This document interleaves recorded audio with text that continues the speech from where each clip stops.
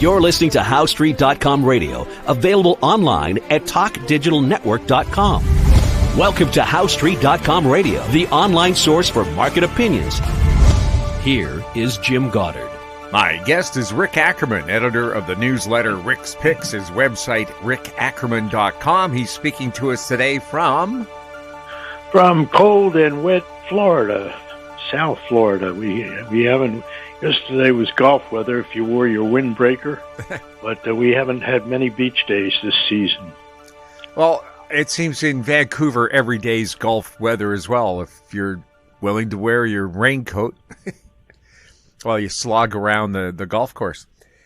Rick. Right. No worse. Yeah, go ahead. I was going to say, everybody's eye is on gold and silver just marching along, hitting highs that many people predicted 10 years ago, but they thought it would happen instantly, but it is now. What's the story? Let's take a look at silver first. Is that just a case of it likes to tag along with gold, so it's got to catch up, or is this really something that's going to last for a long time? Well, I think that silver, which not too long ago was trading at 100th of the value of gold, the ratio was over 100. It came down to, made a little adjustment there, traded closer to 1/40th the value of gold.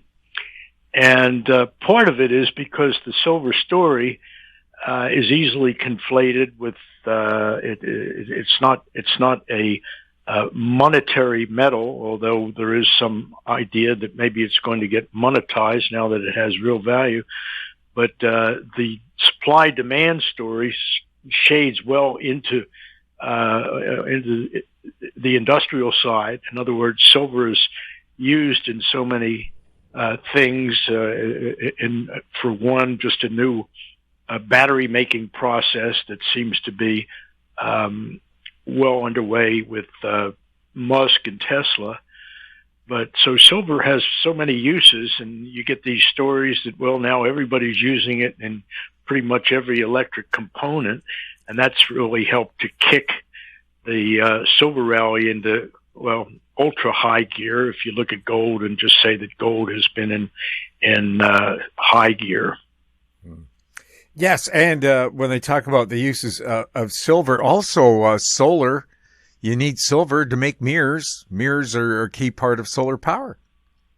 Yeah, they don't solar power, right? The mirrors in your home, by the way, used to have quite a bit more silver than they do. They're cheaper mirrors these days, but yeah, their silver is being used, as the story goes, in pretty much everything. And you don't read about that story before silver takes off. Of course, it's the slackers that invent the news each day only come on that story when silver triples in price or quadruples or whatever. Then they start to figure it out. And silver being the best conductor of electricity, not copper. If you want to have less resistance and less heat while you computize your electrons and turn them into data, you probably want to use silver instead of copper because of the cost of cooling those servers that are going to be in those big AI data centers. Copper doesn't know that, by the way, if you've been watching it the last 3 days. You need a lot of copper to carry it because silver's just too expensive to be wire. Yeah, well, I think the nano circuitry may alleviate the demand for silver, but that's not an immediate prospect. Mm-hmm. Now, gold, you have an interesting theory behind what's going on there. Well, I think probably the best story that was going around about gold a year ago was that Trump really wanted gold at $5,000 an ounce before he could successfully monetize it. And, of course, part of Trump's grand plan is to monetize pretty much everything. But since everything in this great nation has been hawked 6 ways a Sunday, it's really hard to find something that you can't pledge as collateral to do even more borrowing. So that wouldn't stop Trump from pledging your home equity so that the government could borrow. And we talked about that before. I even half liked the plan on the condition that if Trump was going to come in and let the government take out a home equity loan on your house, that if they paid you a good interest rate on it, but also paid back the principal partially in gold, that would have been appealing even to me. I'm pretty skeptical about whatever it is the government is hawking, and however, whatever shenanigans they're using to run up debt. But this sounded like a pretty cool plan. And so you can see where it would kind of dovetail now with gold at $5,000 an ounce. The government, if it's going to repay you partially in gold, it will require a lot less gold. You know, gold has been revalued up above $1 trillion, the U.S. store. And it all becomes kind of suspicious, though, when you realize that a year ago there was this idea that we were going to take a look in Fort Knox to see whether the gold that the U.S. supposedly holds in its reserves was actually there. And because a couple good people were on board for that, Ron Paul being one of them, you'd think, well, maybe we'll finally get a look inside the Fort Knox vault. But for some reason, that never happened. And so gold has taken off, and it's gotten to a threshold where I guess Trump thinks it's such a good price, we got to cash in. So the big question is, who did the work? I mean, Trump said, look, I want gold's price up at $5,000 an ounce, but who's the person that accomplished that at Treasury, or let's say Treasury in concert with people in other whatever the opposite of an NGO is, who people very much buried within the inner sanctum of government. So it really is a great mystery. Don't expect the New York Times or the Wall Street Journal to sort it out, because I don't think they would even head down that whole path of gold being at 5,000 simply because Trump wanted it to be there. But it is there, and the movement, the steepness of the rally that it took to get it there has been extraordinary, especially when you look back over thousands of years of gold history and see that it's never done quite what's done here. But if you ascribe a purpose to it, somewhat sinister purpose, well, no, I guess I'm not going to characterize mere borrowing as sinister, even though it has a bad end for all of us. But in any case, there is that whole side of the story that you only hear in the blogosphere. But I think there's definitely something to it. When you said, I mean, I want to know about it. What's the secret word? Why are they doing this? Well, you and I both want to know about a lot of things.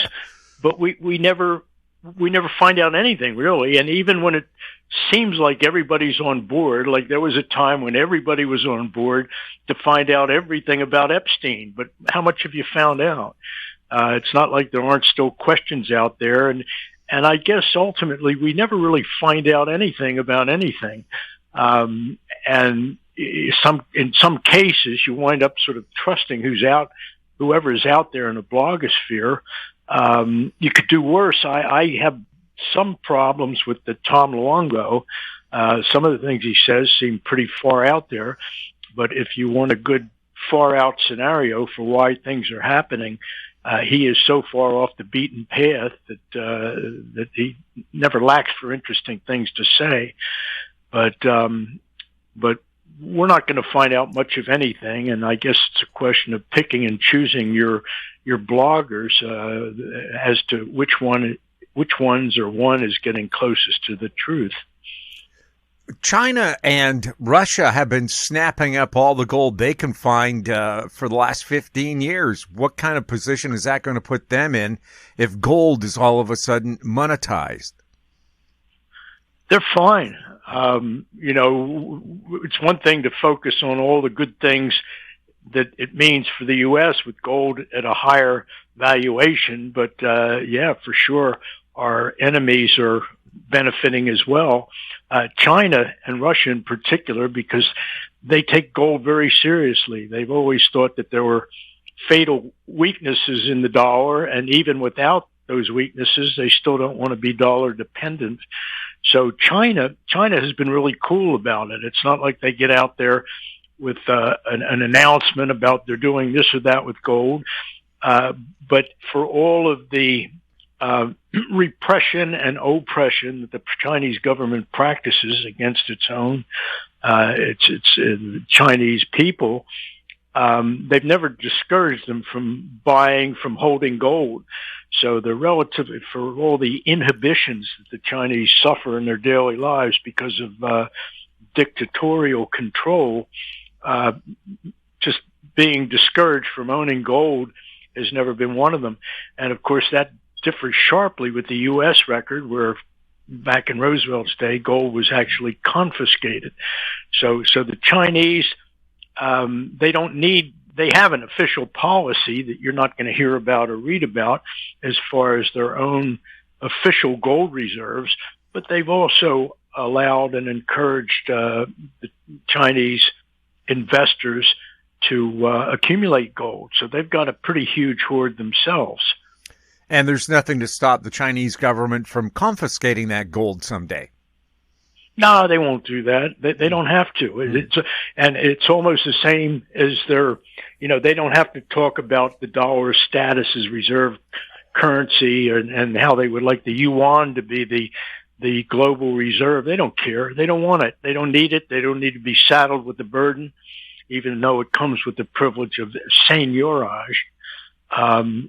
They just sort of let things happen. They're more, as far as their currency system, they're more free market than we are. Well, what about the BRICS? Every year they keep saying we're going to bring out this currency called the unit that will be partially backed by gold. Are they getting closer to actually doing that? Yeah, and we've talked about that many times, all because I just have to shake my head at how stupid the whole BRIC argument is. In fact, let's dispense with how stupid, with all the stupid arguments about something's going to replace the dollar. And it boils down to, and believe me, you bring me anybody that wants to debate this point, they're going to look like an idiot. The world, the financial services world, or the global banking system is it's the biggest market in the world. When we include all of the derivative instruments that are used to hawk pretty much everything 6 ways of Sunday and to hypothecate the value of all stocks and all securities, it's a big number. I like to believe it's $2.5 quadrillion. But if you take all the real jackasses, like who's the guy, the New York Times, I'm getting senile, so I can't remember who's the Nobel Prize economist at the Times. I can't recall myself. All right. Well, I always want to confuse him with Larry Kudlow, who's definitely not a Nobel Prize winner. But anyway, you accept their number, like, oh, no, we don't want to double count any of these derivatives. They estimate very conservatively, let's say $500 trillion worth of derivatives. But I really think it's 5 times that, because you have to double count things, because if any one of the links in the chain fails, the whole, the double and triple and quadruple counted derivatives will be in that avalanche. All right. So if you accept $500 trillion as the value of all derivatives, or even that's still more than twice global GDP in goods and services. So it's accurate to say the business of planet Earth, the primary business, is shuffling paper. And as far as businesses, manufacturing and trade in goods and services and wine and cheese and wheat, they amount to almost nothing compared to the action that's there in the planetary derivatives game. So when you talk about the BRICS wanting to substitute some stupid currency, how do you do that?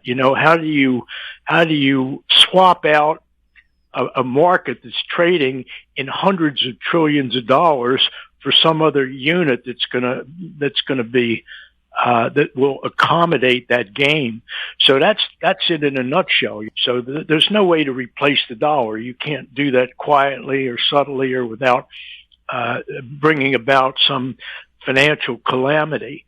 So we're stuck with the dollar, and I don't care what the BRICS say or anybody says about the BRICS. There's not going to be another currency. No, there's nothing else that can handle the global financial shell game other than the dollar. Was it Ben Bernanke that you were thinking of? What now? With the Nobel Financial Prize, Ben Bernanke, Douglas Diamond? No. Paul, was it Paul? Oh, it was Paul. Okay. He writes just atrocious things he writes op-ed in the Times. He's their economist.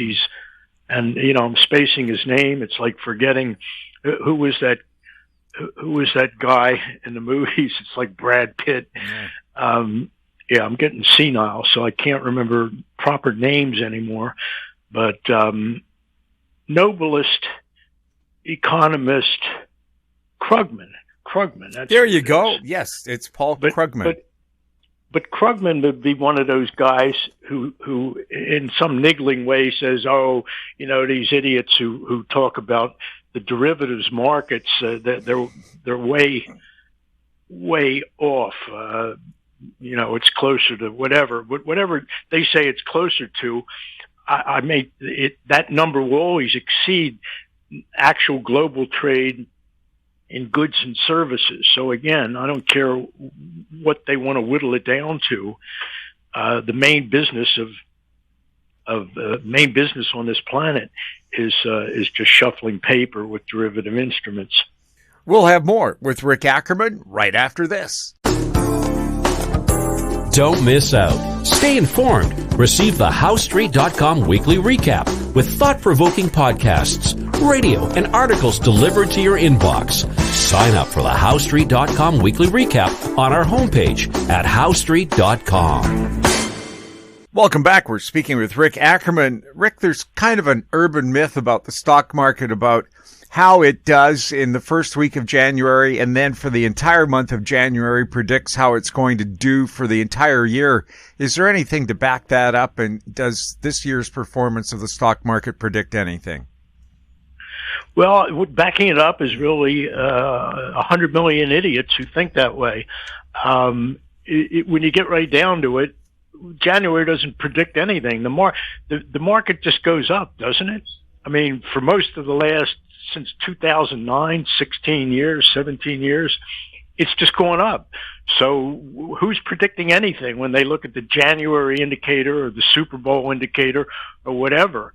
It's fun to write about, and sometimes these people are desperate for attention who write about it. But, the only prediction you need to look at is that the market's going to go up like it usually does.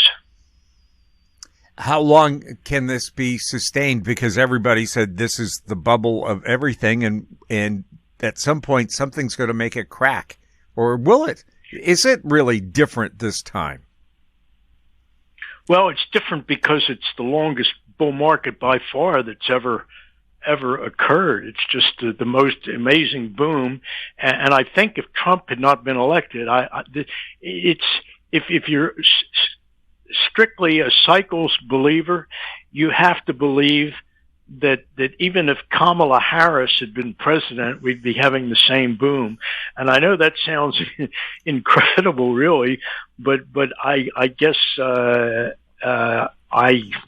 be consistent, I wind up believing that myself. I think we would have had this huge boom, and the people who or buying the boom with your 401k money, they would be coming up with research reasons, fundamentals to support this idea that we should have this fantastic appreciation in all financial assets, real estate, all securities, and everything but bonds, of course.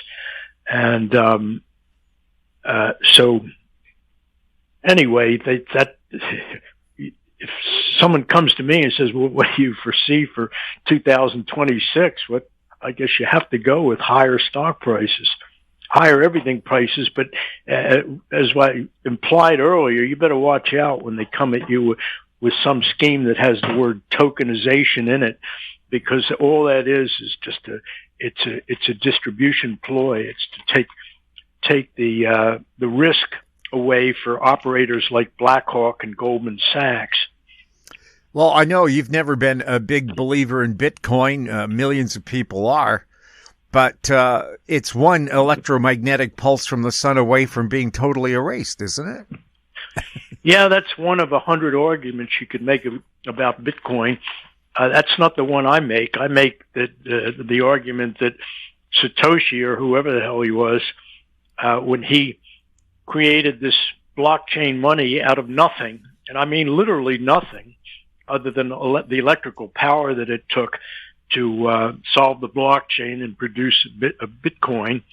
There's nothing behind it. There never was. There still isn't.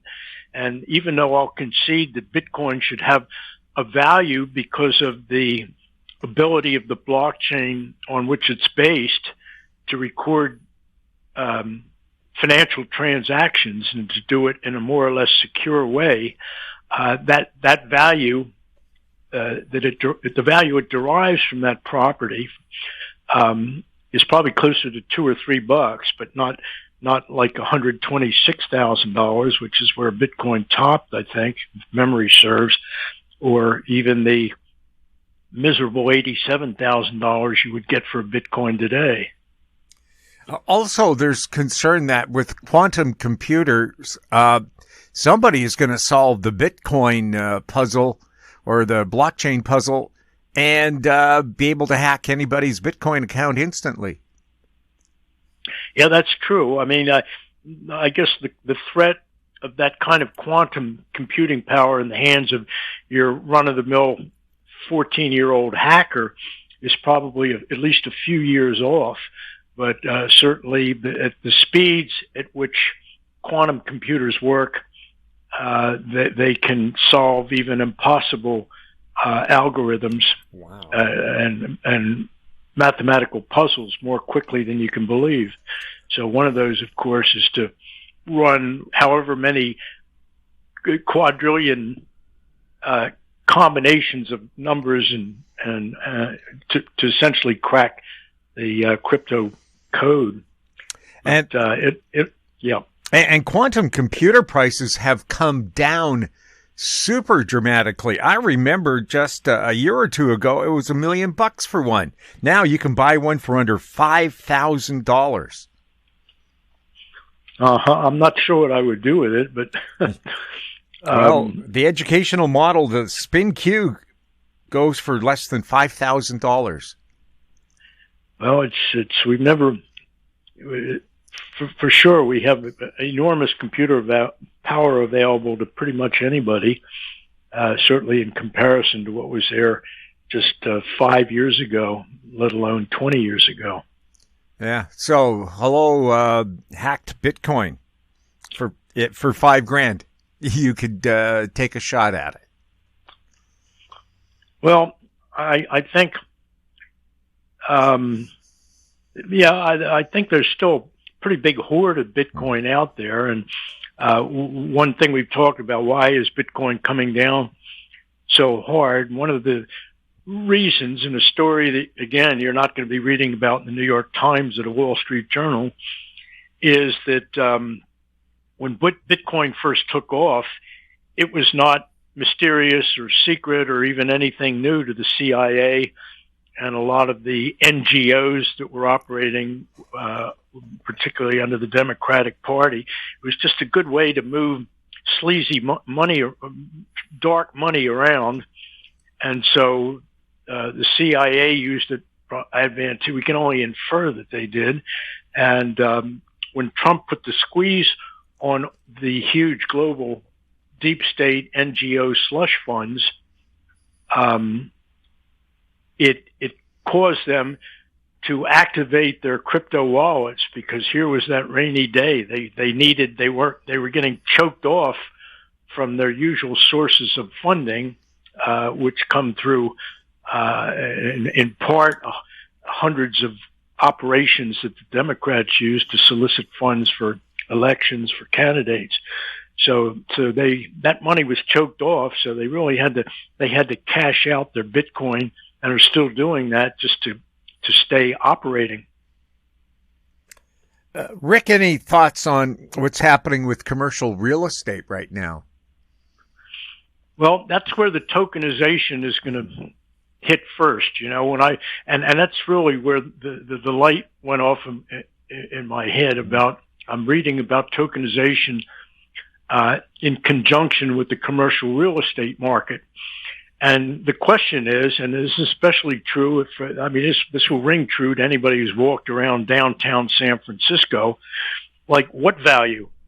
When they talk about giving the public a chance to invest in commercial real estate, I'm thinking San Francisco. And if you walk around there, I used to work on the stock exchange there, which was very centrally located downtown in a big, impressive building with these Ionian columns.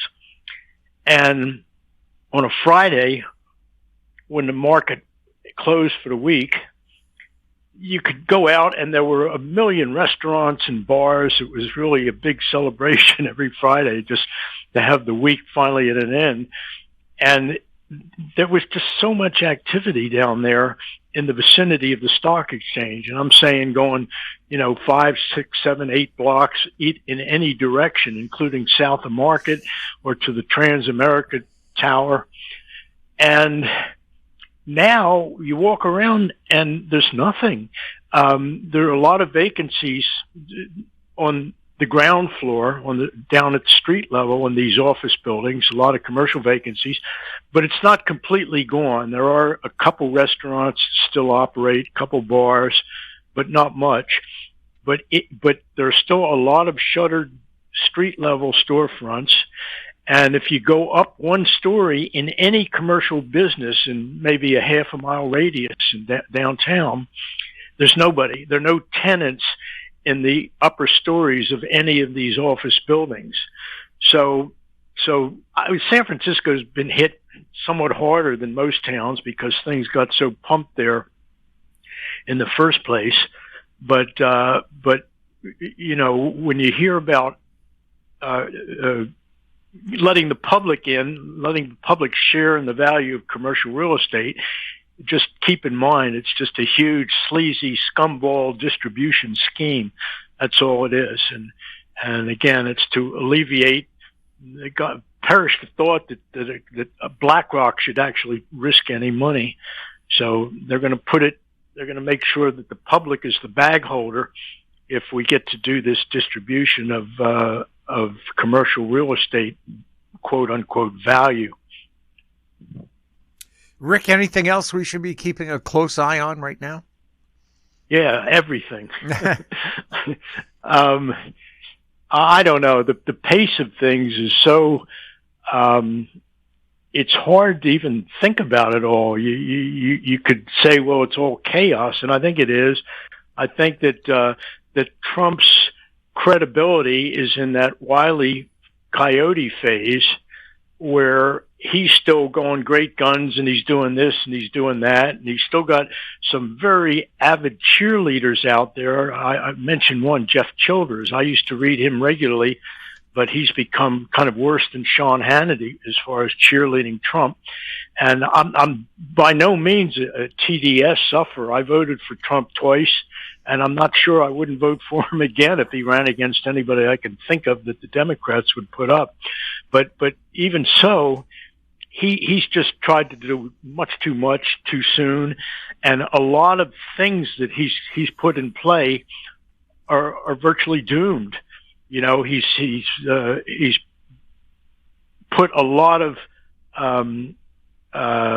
mouth muscle behind this idea of affordability, and you know, it's Trump's thing to say, see, you're going to get affordability like you won't believe. Well, he can bring down the price of some drugs and a couple of things that we pick up at the grocery store, but the really big things, he can't affect them. He's not going to make real estate affordable.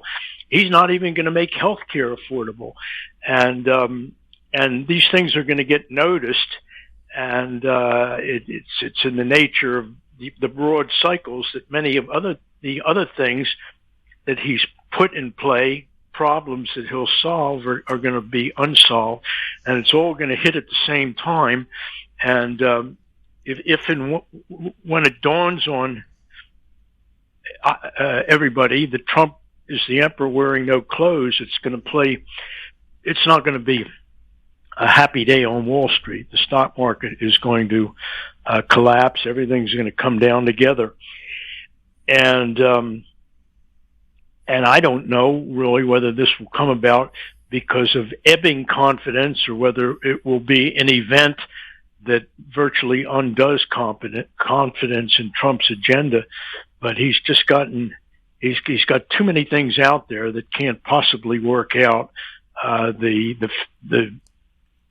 You know, making homes affordable for younger people, and even paying off student loans, the cost of health insurance, with the subsidies having been stopped. You know, there are extraordinary things happening in the health insurance sector, and it winds up that if you're sort of just above that threshold where you're not eligible for subsidies, you might have been paying, in some cases, people were actually getting Obamacare for free, and they will now face monthly family premiums of something like $4,000. And it's even more extreme for people who are paying a little bit, like someone whose monthly Obamacare was $400. They've been re-rated up to $5,000 or $6,000 a month, and for even the average unfortunate person, the monthly cost of health care will now exceed their monthly mortgage payments. So there's not much Trump can do about that, and the problems that it will bring about are going to very much be there in the next election.